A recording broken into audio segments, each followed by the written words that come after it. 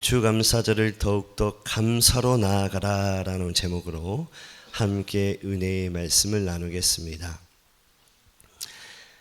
여러분, 우리가 신앙생활하는 가운데 특별히 하나님과 우리 사이에 올바른 신앙관계를 맺는 가장 중요한 방법은 우리가 하나님 앞에 감사를 하는 것입니다. 여러분, 건강한 그리스도인, 건강한 크리스찬, 건강한 기독교인은 그 사람의 입을 보면 알 수 있습니다. 다시 말씀드리면 그 사람의 고백을 보면 알 수 있다는 거예요.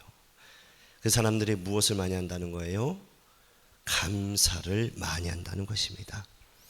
그래서 성경을 보시면 이 감사에 대한 말씀이 참 많이 나오는데, 특별히 데살로니가전서 5장 18절 말씀을 먼저 보시면 범사에 감사하라, 이것이 그리스도 예수 안에서 너희에게 향하신 하나님의 뜻이니라, 이렇게 말씀하고 있습니다.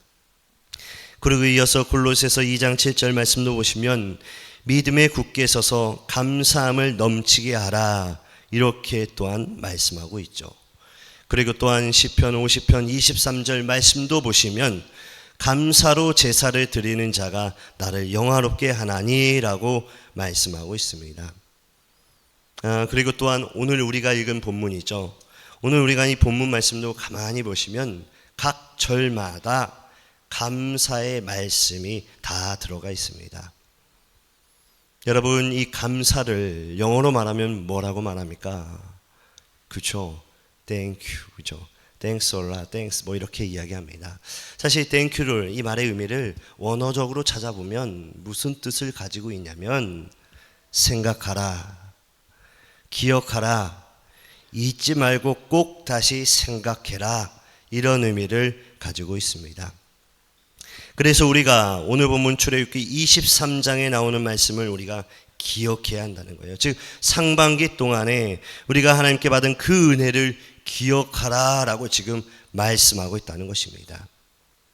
특별히 이 절기를 통하여 우리가 다시 한번 생각해 보면서 내가 하나님 앞에 이런 은혜 가운데 살았구나, 이런 마음을 가지고 하나님께 감사드리며 나아가는 우리 귀한 성도님들이 되시기를 간절히 축원합니다. 그런데 여러분, 여기에 문제가 생겼습니다. 어떤 문제가 생겼으면 우리가 살아가는 삶을 뭐라고 합니까? 조금 비관적으로 이야기하자면 말세라고 합니다. 그렇죠? 특별히 말세에 이런저런 현상이 일어나라고 말씀하고 있습니다. 그 말씀이 어디 나오느냐? 디모데전서 3장 1절과 2절에 그 말씀이 나옵니다. 우리 한번 같이 읽겠습니다. 시작. 말세에 고통하는 때가 오나니 사람들이 자기를 사랑하고 자기를 자랑하고 교만하고 돈을 사랑하고 비방하고 부모를 거역하고 감사하지 아니하고 거룩하지도 아니하며. 아멘. 여러분, 본 말씀을 자세히 보시면 지금 우리가 살고 있는 이 시대가 바로 이러한 시대라는 거예요. 여러분, 말씀을 다시 보시면 어떻습니까? 말세에는 고통하는 때가 오나니 사람들이 첫 번째로 뭐 한다는 거죠? 자기를 사랑하고. 여러분, 우리가 살아가는 이 시대가 어떻습니까? 자기를 끔찍하게 사랑합니다. 그죠? 끔찍하게 사랑해요. 그리고 어떻습니까? 자기를 자랑하고, 자랑해야 돼요. 그래야지 이 세상에서 살아남을 수 있습니다. 그리고 교만하고 돈을 사랑하고, 얼마나 돈을 많이 사랑합니까? 그리고 비방하고, 그리고 부모를 거역하고, 어버이 주일날 제가 말씀드렸죠. 부모를 거역하고, 이제는 부모님 말 안 듣는 게 일반적입니다. 그죠? 그리고 오늘 말씀입니다. 감사하지 아니하고 거룩하지도 아니하며. 다시 말씀드리면 분명히 하나님 말씀 속에는 감사를 기억하며 하나님께 감사를 드리라고 했는데, 우리의 현실은 감사와 동떨어져 있는 이런 현실 속에 우리가 살아가고 있다라는 것이죠. 그러면 여러분, 왜 일반적으로 사람들은 감사하지 못하고 살아갈까요? 감사해 못하는 원인은 우리가 몇 가지로 살펴볼 텐데요. 일반적으로 네 가지 원인 때문에 우리가 감사하지 못하는 삶을 살아가고 있습니다. 첫 번째로 사람은 마음에 욕심이 있기 때문에 감사하지 못하는 것입니다. 여러분, 욕심이 그 마음을 채우게 되면 감사는 사라지게 되어 있습니다. 그러면 여러분, 우리가 사는 이 시대를 이끌어서 무슨 시대라고 말할까요? 우리가 살아가는 시대 뭐라고 말할까요? 저도 최근에 들은 이야기인데요. more 시대, more generation 뭐 이렇게 말을 하더라고요. 이게 무슨 말입니까? 더 많은 것을 갖기 원한다. 더 많은 것을 가져야 하는 시대라고 말하고 있습니다. 그래서 사람들은 돈을 더 가지길 원하고 좋은 차를, 좋은 집을 더 가지기 원한다는 것입니다. 저도 말씀을 준비하면서 조금 생각해 봤는데요. 저도 부끄럽지만 이런 사람들과 똑같습니다. 세상 사람과 똑같은 것 같아요. 저는 사실 저는 교회에서 자랐습니다. 그렇죠? 교회에서 자랐어요. 이게 쉽게 말씀드리면 무슨 말이냐면 저는 아파트에서 살아본 적이 단 한 번도 없었다는 거예요. 제가 서울에 있을 때는 우리가 한 60평 되는 상가였나요? 거기 뒷부분을 좀 잘라가지고 3분의 1도 아니에요. 많이 잘라가지고 방 3개를 놨습니다. 하나는 부엌, 하나는 방, 하나는 목양실. 그래가지고 여기서 초등학교 4학년 때까지 살았어요. 그리고 이제 여기 수지 와서는 어떻습니까? 아파트에서 산 게 아니라 교회 위에 옥탑에서 살았어요. 그래서 뭐 이제 저랑 제 동생은 야, 우리는 언제쯤 아파트 살아보냐, 뭐 이런 이야기를 많이 했어요. 너무너무 부러웠죠. 그런데 기적이 일어났습니다. 결혼을 하니까 아파트에 살게 되더라고요. 그래가지고 이제 결혼을 했습니다. 제가 신혼집이 어디냐면 가끔씩 말씀드렸죠. 수원의 아주대학교 앞에 있는 아파트 14평에 살았습니다. 저는 너무너무 좋은데 또 우리 사모님 이야기한다고 그러겠네요. 우리 사모님은 14평을 들어갔는데 울더라고요. 저는 처음에 너무 감격스러워서 운 줄 알았는데 아니라는 거예요. 여기서 어떻게 사냐는 거예요. 40몇 평에 살던 그분이 14평에 살려고 하니 얼마나 답답하겠습니까. 방 하나, 그리고 거실인지 부엌인지 분간이 안 되는 그 하나, 거기서 사는데 저는 그래도 너무너무 행복했어요. 그런데 여러분, 오늘 말씀에도 나오지만 사람의 마음이 얼마나 간사한지, 제가 그 동네에서 살다 보니까 저도 모르게 욕심이 생기는 거예요. 큰 평수를 보게 되는 거죠. 언제쯤 20평으로 가나. 참, 저도 속물입니다. 그러면서 기도를 하기 시작합니다.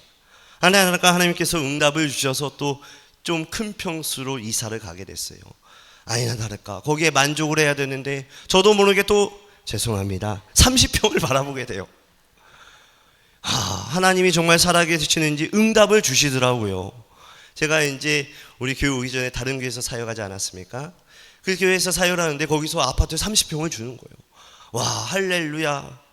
그러고 나서 또 교만해졌는지 하나님이 바로 20평으로 내려가게 하시더라고요. 여러분, 이게 사람의 마음이라는 거예요. 사람의 마음. 이렇게 내 마음에 좋은 것이 더 많은 것을 갖고 싶지만 현실적으로 돌아보면 내가 원하는 만큼 그것을 갖지 못하니까 내 마음속에 늘 못하는 것이요, 만족감이 없다는 것입니다. 즉 만족감이 없다 보니까 자연스럽게 우리 입술에는 감사가 사라지게 되는 것입니다. 그래서 우리 예수님께서도 누가복음 12장 15절 말씀을 보시면 그들에게 이르시되 삼가 모든 탐심을 물리치라 사람의 생명이 소유에 있지 아니한다 라고 말씀하고 있습니다. 그리고 야고보서 1장 15절에 보시면 제가 읽겠습니다. 욕심이 잉태한 즉 죄를 낳고 죄가 장성한 즉 사망을 낳느니라, 이렇게 말씀하셨습니다. 그래서 여러분, 이런 맥락에서 어떤 분은 이 욕심에 대해서 이런 글을 썼더라고요. 저도 말씀을 준비하면서 욕심에 관해서 책도 찾아보고 글도 찾아봤는데요, 이런 글을 썼어요. 어떤 글을 썼으면, 욕심이라는 것은 감사를 지우는 지우개와 같고 욕심이라는 것은 감사의 마음을 마비시키는 마취제와 같다. 즉 우리의 마음속에 욕심이 들어가면 그 욕심이 자꾸 우리의 마음에 있는 감사를 지워버리고 또한 우리 마음속에 일어나는 감사의 마음을 마비시킨다라는 것입니다. 두 번째로 감사하지 못하는 이유는 누군가와 자꾸 비교를 하는 것입니다. 여러분, 비교 속에는 감사가 없습니다. 그래서 어떠한 과정에서 우리가 남편과 다른 집 남편과 비교를 하거나 아니면 우리의 자녀와 다른 집 자녀와 비교를 하면 그 비교의식 속에는 절대로 감사가 나올 수 없다는 거예요. 여러분, 우리의 남편을 비교해 보세요. 할 말이 많죠, 그렇죠? 할 말이 많아요. 근데 이 할 말이 많은 것을 생각하면 어떻다는 거예요? 감사가 하나도 없어진다는 것입니다. 그리고 세 번째로 감사하지 못하는 이유는 우리의 마음속에 근심과 걱정이 우리의 마음을 떠나지 아니할 때 감사가 사라지게 된다는 거예요. 여러분, 우리가 생각하는 이 근심과 걱정은 사실 90% 이상 필요 없는 것을 우리는 걱정하며 살아간다는 것입니다. 예를 들어 과거의 지난 일이라든지 아니면 미래에 다가올 일이라든지 이런 것들을 걱정한다는 것이죠. 사실 지난 일은 어떻습니까? 이미 지난 것이기 때문에 걱정할 필요가 없습니다. 내가 왜 그때 이런 걱정할 필요가 없다는 거예요. 죄송합니다. 그때 집을 팔았어야 되는데 요즘에 이런 말을 많이 하더라고요. 그런 걱정을 할 필요가 없다. 이미 끝난 일이에요. 또한 미래도 아직 오지 않은 것입니다. 미래를 미리 걱정할 필요가 없다는 거예요. 어떤 애들은 죄송합니다. 어떤 학생들은 종말이 다가올 텐데 언제까지 공부해야 되지? 이런 쓸모없는 걱정을 한다는 것이죠. 그래서 우리가 이 미래를 앞당겨서 걱정할 필요가 없다는 것입니다. 그러나 여러분, 이러한 걱정과 근심을 떨쳐버리지 못한다면 우리의 마음의 감사는 사라지게 되어 있습니다. 그래서 빌립보서 4장 6절에서 뭐라고 말씀하고 있습니까? 제가 읽겠습니다. 아무것도 염려하지 말고 오직 모든 일에 기도와 간구로 너희 구할 것을 감사함으로써 하나님께 아뢰라. 아멘. 이렇게 말씀하고 있다는 거예요. 그래서 여러분, 걱정과 근심을 하나님께 내려놓고 기도로 나아가는 우리 귀한 성도님들이 되시기를 간절히 축복합니다. 그리고 마지막으로 감사하지 못하는 이유는 우리의 마음에 불평하는 마음이 일어나게 되면 감사가 사라지게 된다는 것이죠. 왜냐하면 이 불평이라는 것은 성경적으로 보면 마귀의 무기이기 때문에 그렇습니다.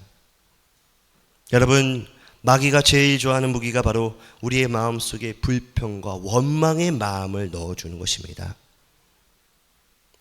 여러분, 우리의 삶을 비교해보면 우리가 하나님께 받은 은혜가 많습니다. 그렇죠? 하나님께 받은 축복이 많아요. 믿으십니까?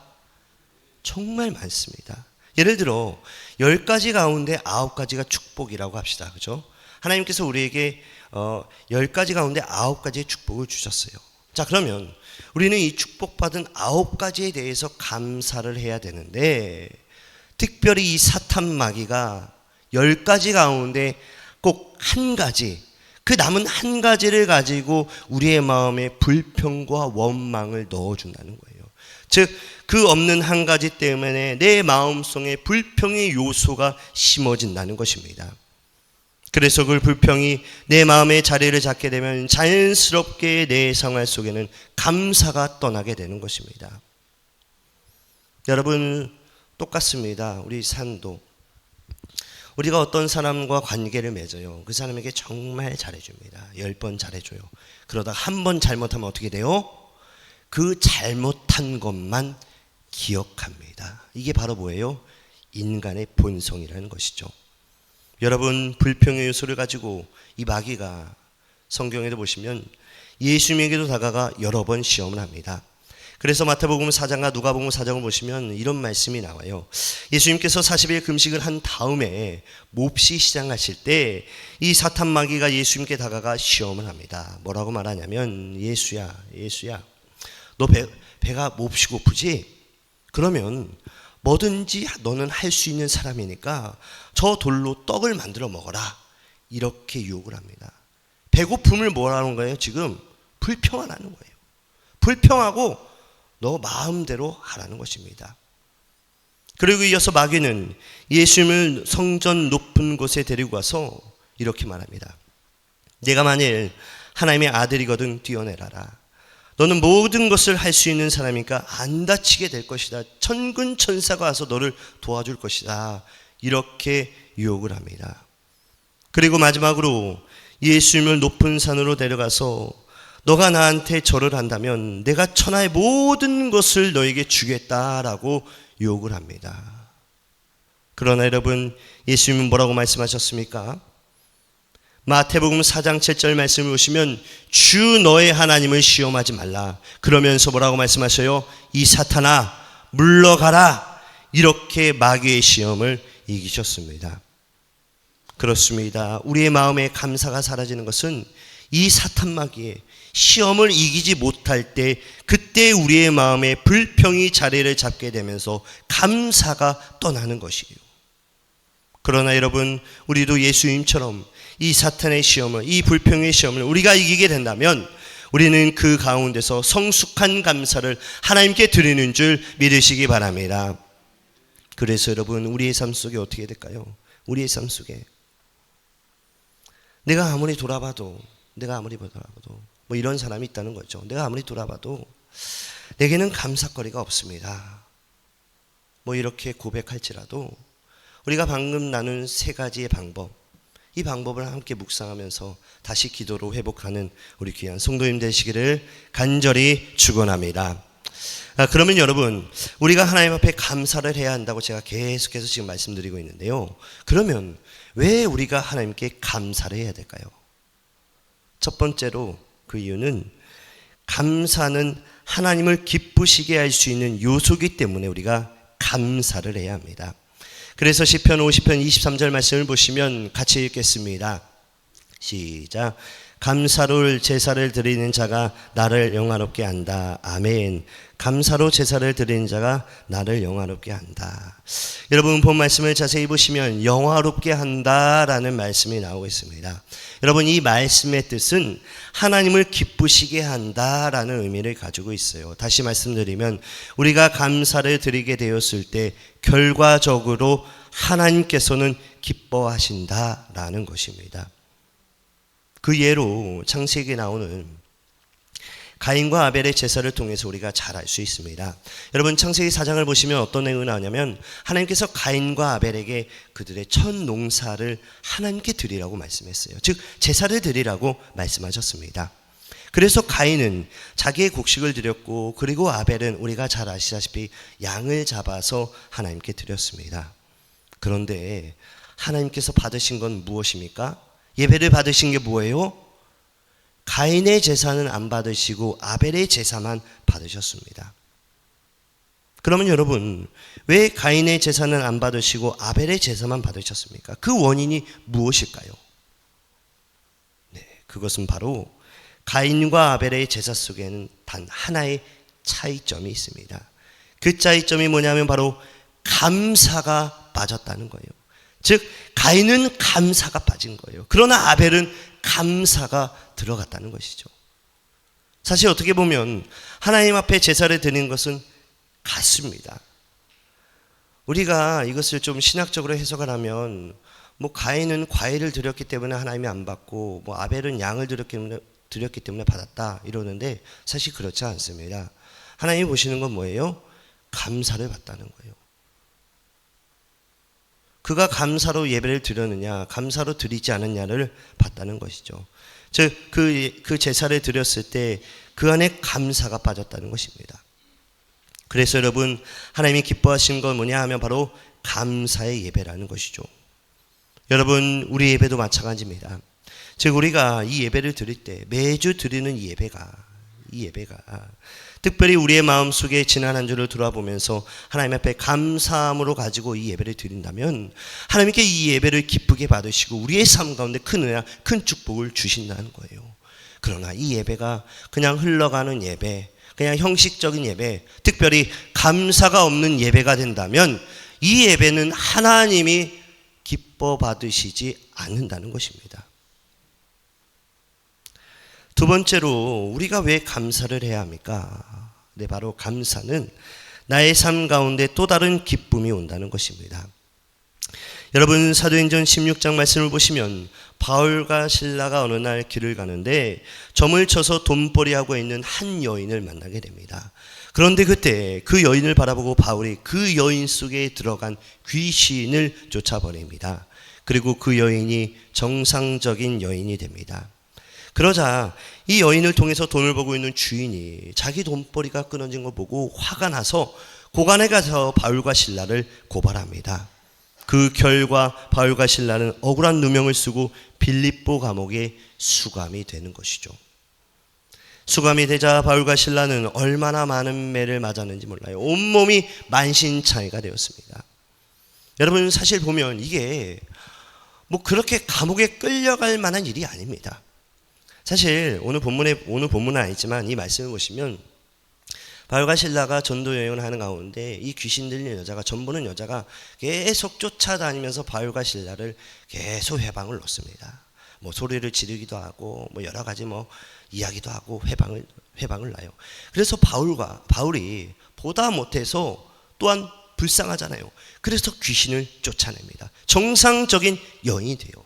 근데 이것을 보고 주인이 화가 나서 바울과 실라를 고발해요. 그리고 감옥에 들어갔다는 것이죠. 여러분, 이런 상황에서 만신창이가 되었어요. 매를 하도 맞아서 만신창이 됐습니다. 얼마나 답답하고 괴롭고 얼마나 화가 나겠습니까?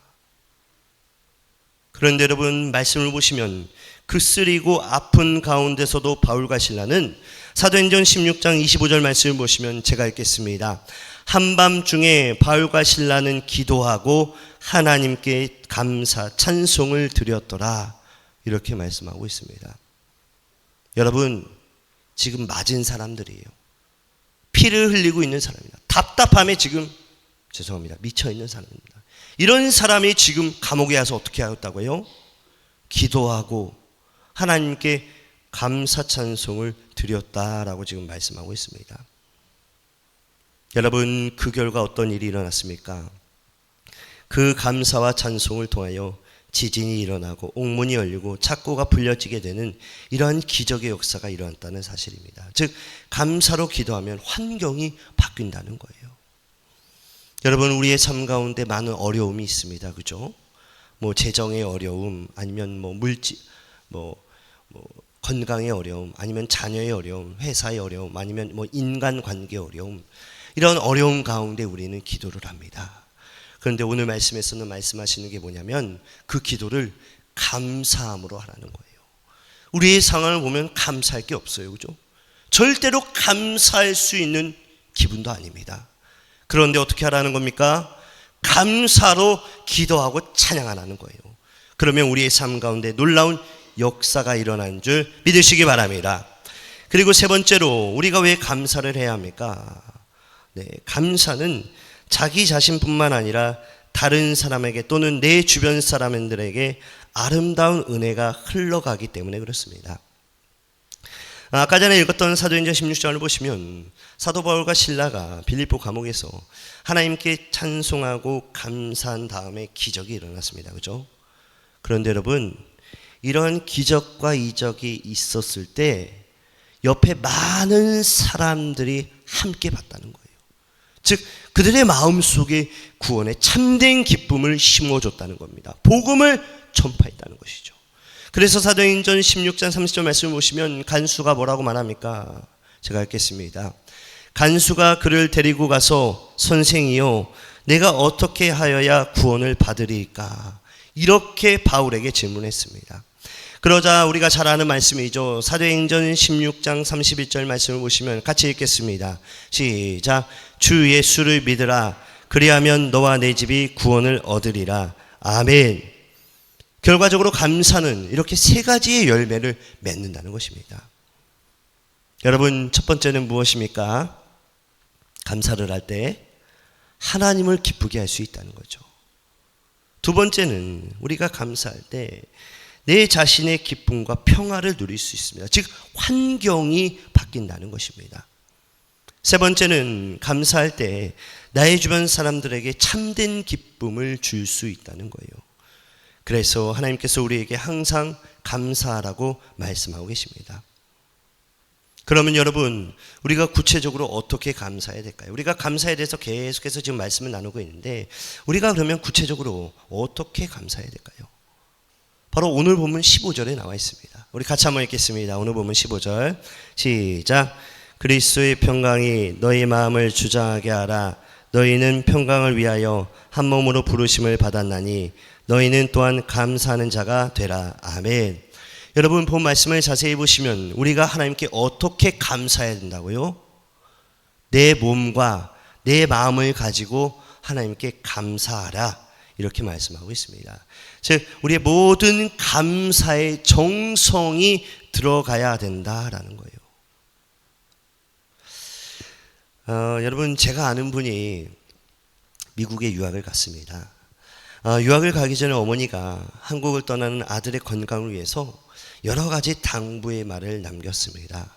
뭐라고 당부했냐면, 얘야, 유학생활을 하다 보면 이런 일로 저런 일로 식사를 거를 때가 참 많을 것 같은데 아무리 배가 고프더라도 가급적이면 라면은 안 먹는 게 좋다. 라면을 먹지 말라, 이렇게 말했습니다.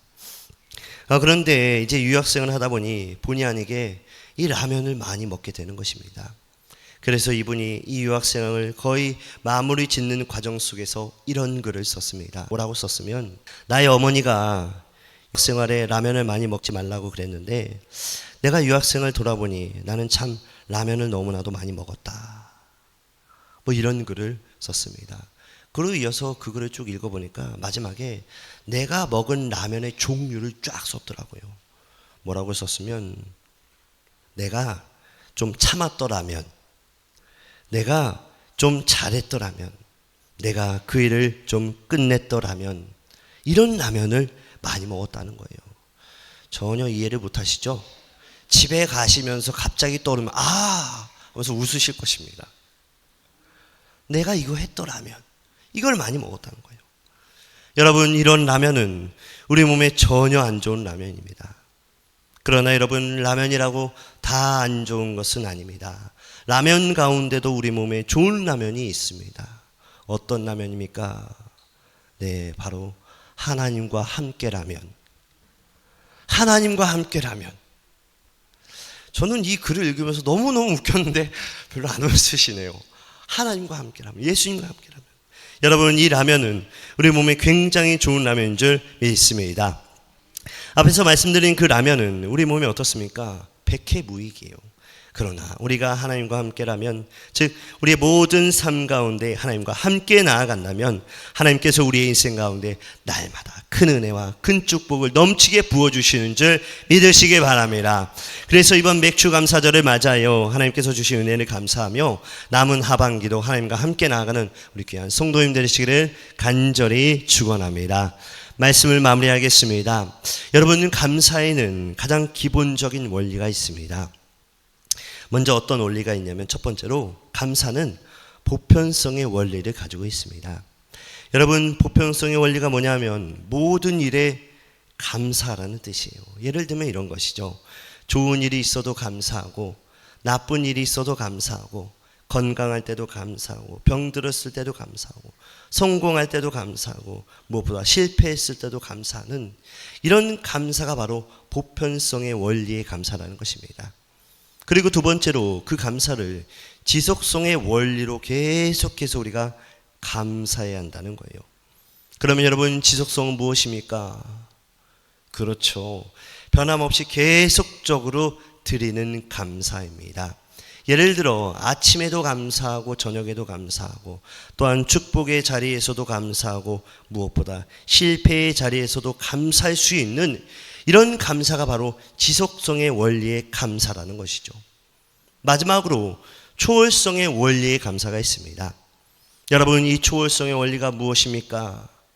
네, 어디서나 감사하는 거예요. 예를 들어 직장에서나 가정에서나 교회에서나 어디서나 내가 환경을 바라보지 말고 초월하면서 감사하는 것입니다.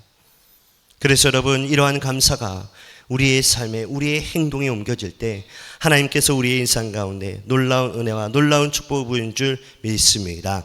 무엇보다 지난 상반기보다 돌아온 하반기에 놀라운 감사의 기적을 보여주시는 줄 믿으시기 바랍니다. 돌아온 한 주도 하나님의 능력 가운데 날마다 축복받는 귀한 성도님들 되시기를 간절히 축원합니다.